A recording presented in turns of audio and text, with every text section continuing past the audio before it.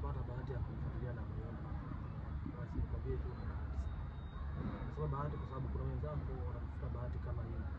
Unajua ukipata mtu ambaye unazungumza naye na ukamuelewa ni kazi sana. Kuna watu wanaharibikiwa wengi kwa sababu hapati watu wa kuchukua mawazo au kuzungumza nao kuhusu masuala yote, kuhusu biashara, kuhusu vitu vingi tu. Unajua kila kitu kinahitaji. Mimi nahusika na masuala ya asili, lakini pia mambo fulani, lakini ushauri katika biashara.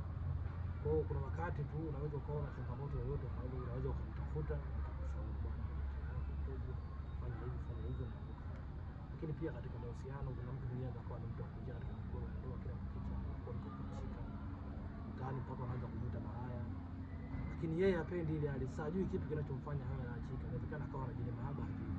Lakini pia kuna mwingine yeye mara nyingi shughuli zake anazofanya kila anachokifanya kila kukicha anaangukia pale pale, anakuwa hana mwendo wa kwenda mbele, maana yake afiki.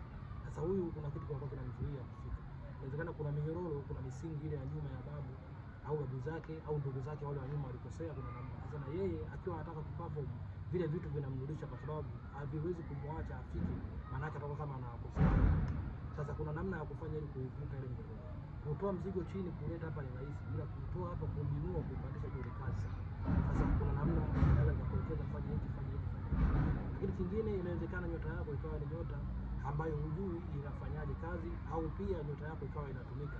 Pia unaweza kuwa ni mtu wa maanguko na kutokufanikiwa.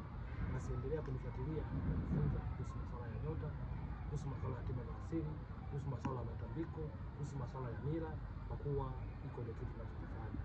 Kuhusu mafanikio pia na mengi